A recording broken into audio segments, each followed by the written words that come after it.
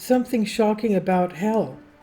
Hell is a place where there is no God, and this situation is familiar to all of us even in this earthly life. This can be roughly compared with the situation of the child when the mother is not at home.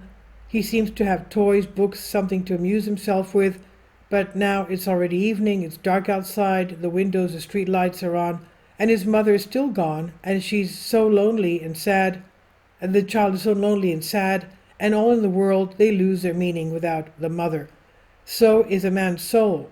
How often it happens that he gets carried away by this and that in this world, creativity, career, travel, all the blessings of the world, but one day he feels that all these cannot fill the void, and the soul cries, longing for solitude, and begins to call God, "When will you come?" This is by priest Sergei Krylov. This reminds me of a true event that happened with one of our friends, I would say, not just acquaintance, but a friend.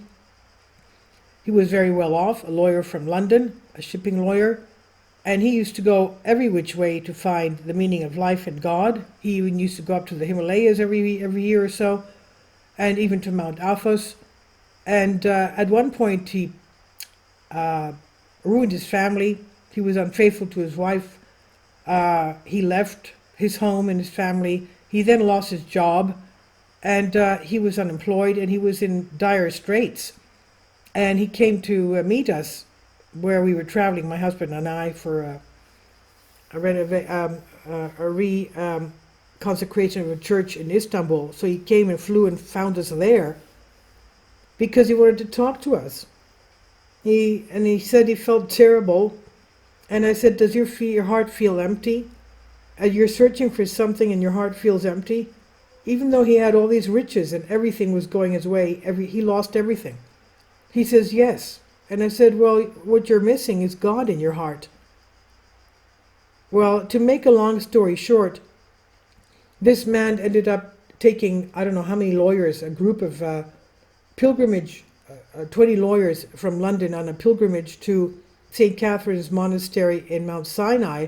They were not allowed, it was a male monastery, but they were not allowed to sleep inside because they were not Christian Orthodox. So they had to, they were backpacking it and they had to sleep out in the open.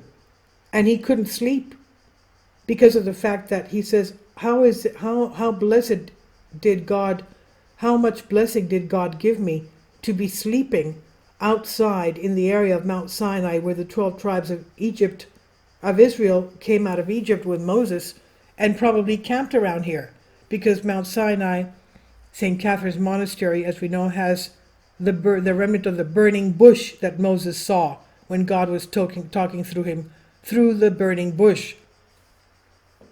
So he basically converted in a very big way to even becoming a type of an apostle, taking others to find God with him.